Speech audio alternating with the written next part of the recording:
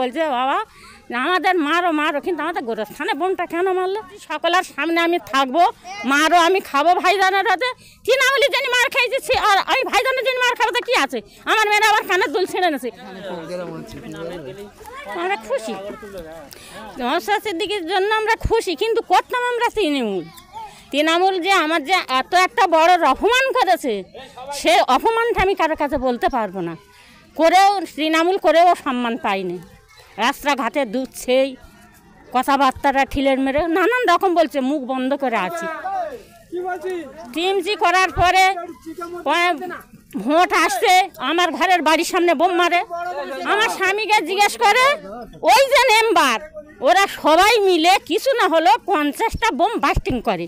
আমার গোরস্থানে মারে, আমার ঘরে মারে, আমার পাঁচিল ধরে মারে। তার জন্য আমরা ওর জিজ্ঞাসা করতে গেলাম। যাওয়ার পরে যে এমন একটা কাজ করেছে, আমার নাতি মেরে পুকুর খোলে ফেলে দিয়েছে। উপরন্ত আমার স্বামীরও গলা ধাক্কা দিয়েছে। ছেলেরা লাস্টে গিয়েছে, ওরা গিয়ে দেখে থেমে থেমে গেছে, ওরা আর বাড়াবাড়ি করতে দিইনি। লাস্টে ওরা বললো, প্রধানের ডেকে বলছে বাবা আমাদের মারো মারো, কিন্তু আমাদের গোরস্থানে বোমটা কেন মারলো? বলে এই যারা মেরেছে তাকে পাপ হবে, তোরা কী হবে রে? যা এখান থেকে যা। ভাবালো গোরস্থান হাত থেকে শপথ খেয়েছে, এই পার্টি আমরা যত জীবন বাঁচবো আর করবো না, এতে আমাদের মৃত্যু হবে।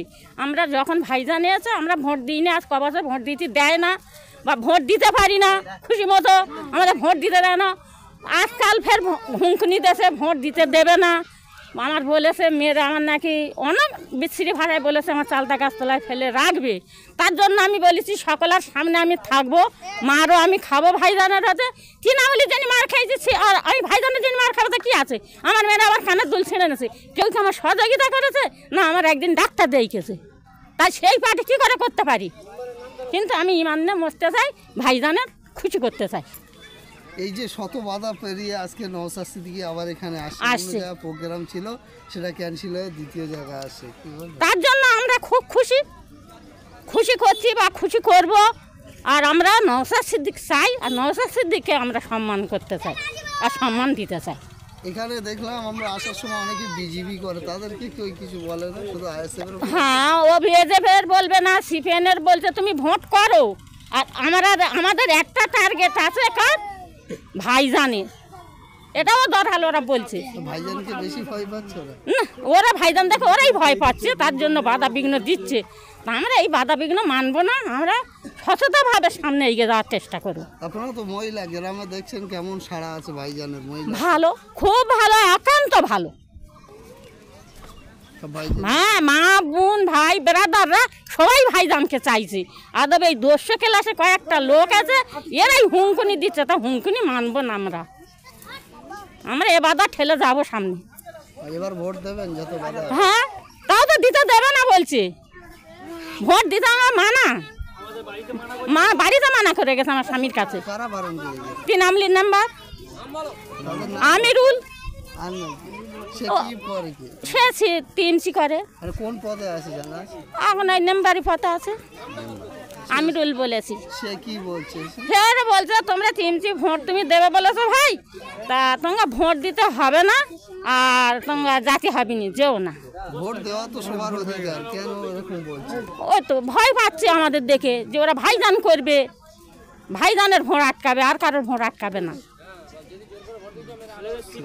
আর জোর করে গেলে আস্তার ওপর মেরে ফেলে হবে, অনেক হুঁকুনি দিচ্ছে, বলেছে ভোটের 1 সপ্তাহ আগে ব্যবস্থা করে দেবো। না, ওদের কিচ্ছু বলে না, কাউকে কিচ্ছু বলে না, শুধু ভাইজানের ওপর আপত্তি। ওরা দেখছে কি শুধুমাত্র টিএমসির বিরোধী একেবারে ক্ষমতায় মনে হয় শুধু ভাইজানই আছে, আর কাউকে ওরা রাখছে না, এটা বোঝা যাচ্ছে। হ্যাঁ, মনে করছে যে ভাইজান সব নিয়ে নিচ্ছে, আমরা পাততলায় মাটি থাকবে না। মাটি থাকার কাজ করলে মাটি পাবে, কাউকে সম্মান দেবে না। আজই আমরা কংগ্রেসি লোক, আজকে আমাদের দূরে ছুঁড়ে ফেলেছো। আজকে আমরা একটা গোরস্থান হাতে শপথ খেয়েছে ছেলেদের, আমি সেই ছেলেকে কী করবো? আমরা টিএমসি যেতে পারবো, আমাদের জীবন চলে যাবে, ভাইজানের হতে যাবে, ছেলে যাবে, স্বামী যাবে, আমাদের কোনো দুঃখ নেই। এতে আমি খুব শান্তি। বুঝিয়ে অনেক ভোট নিয়েছো, যখন পার্লামেন্টে সিএএ নিয়ে ভোটাভুটি হচ্ছিল, মিমি চক্রবর্তী ভোট দিয়েছিল কি দেয়নি, এর জবাবটা আগে দিতে হবে, তারপরে হরিপুরের লোকের ভোট তুমি চাইবে। জিজ্ঞাসা করবেন দ্বিতীয় কথা বলবেন, 1 বছরে 5 কোটি, 5 বছরে 25 কোটি টাকা মিমি চক্রবর্তী মহাশয়া কোথায় কোথায় কাজ করেছে, কি কি কাজ করেছে তার তথ্যটা হরিমুলবাসীকে আগে দাও, তারপরে তুমি ভোট চাইবে।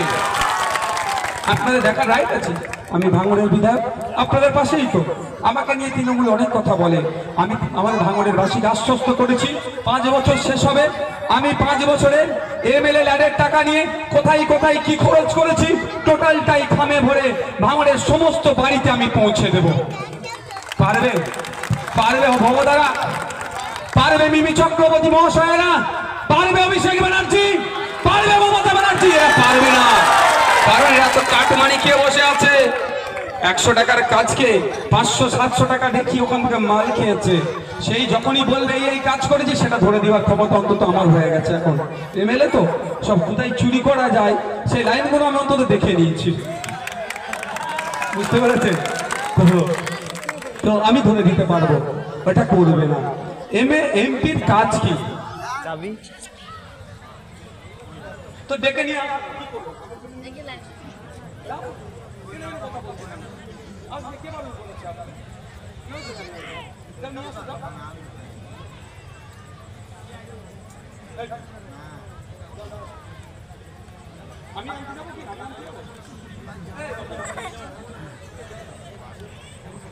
কি ভালো বলো তো,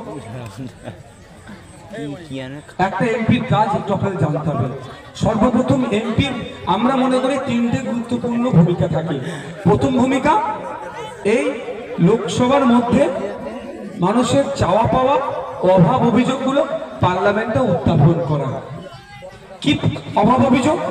এই আপনাদের বারাইপুরের পেয়ারা হচ্ছে বিখ্যাত, এই পেয়ারা থেকে ইন্ডাস্ট্রি বানানো যায়, সেটা করে না। এই পেয়ারা চাষিদের ঠিকঠাক দাম পায়নি, পেয়ারা চাষিরা ঠিকঠাক পেয়ারার দাম পাচ্ছে না। এই কৃষকরা চাষ করার পরে উৎপাদিত ফসলের দাম পাচ্ছে না। পার্লামেন্টে গিয়ে সেখানে এমপি স্যারের কাজ হবে, এমপি মহাশয়ের কাজ হবে, ওখানে যেখানে দেশের আইন তৈরি হয় সেখানে বলা বাড়াই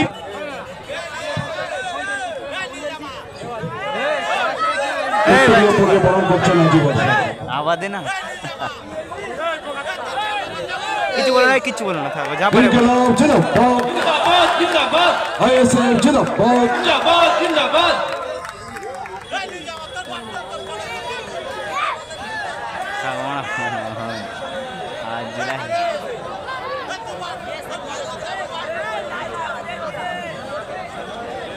এ শালা এখানে বিশাল অসভ্য লোক, গাল দিচ্ছে কেন ওরা?